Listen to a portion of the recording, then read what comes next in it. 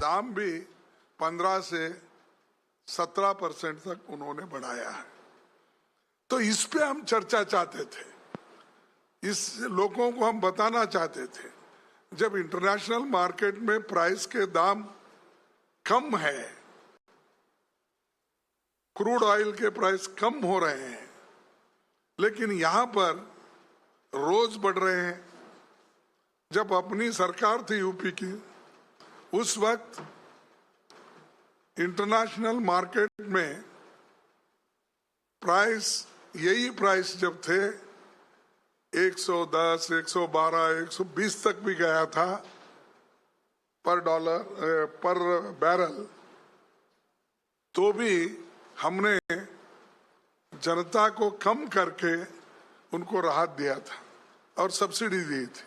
लेकिन इसके ऊपर उन्होंने कोई सोचे भी नहीं, समझे भी नहीं, और वो बात हमेशा करने ही नहीं देते थे।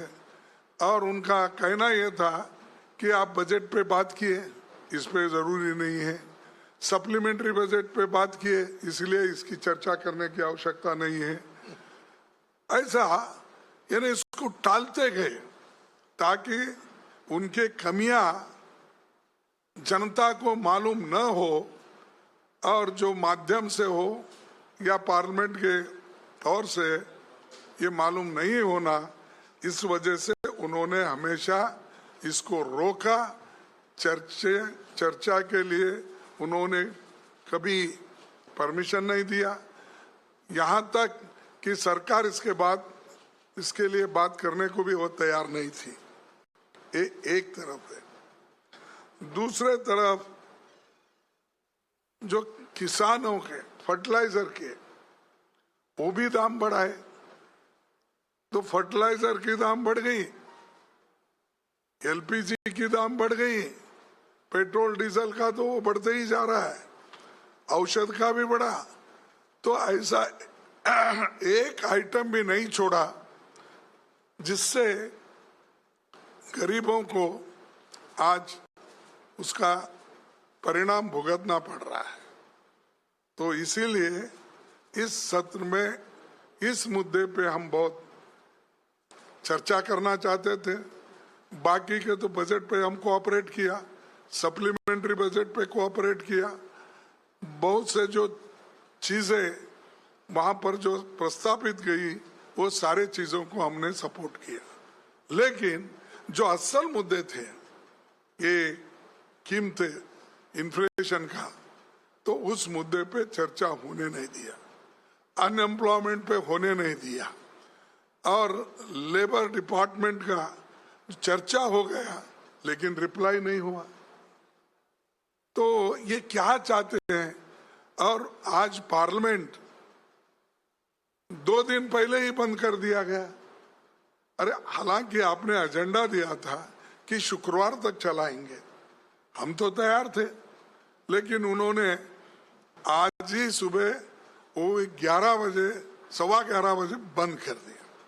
तो इससे ये हम यही समझ सकते हैं कि महसूस कर सकते हैं कि सरकार को जो गरीबों की समस्या है, किसानों की समस्या है, अनएम्प्लॉयमेंट युवकों की समस्या है, इसको सुलझाना नहीं चाहते।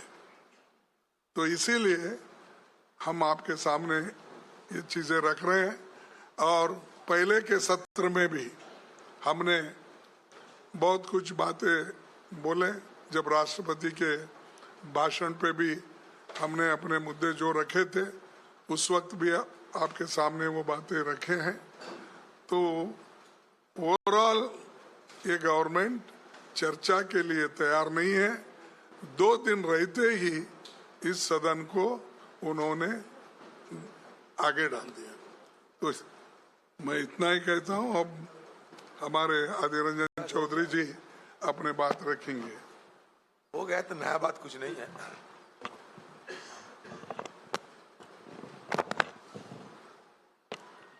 खड़गे जी जो कह दिए हैं, इसमें नया बात और जोड़ने का कोई आवश्यकता नहीं है।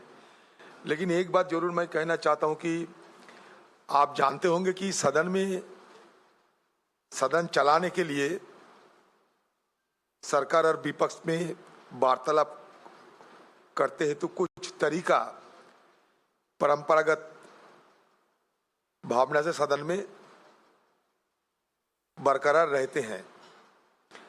एक तो हमारा Right, opposition there upping the ante against the fuel price rise, and Congress leaders Mallikarjun Kharge, also Adhir Ranjan Chaudhary, who is currently addressing the press conference, really talking about how the government is not open for debate on this continuing fuel price that the country is witnessing.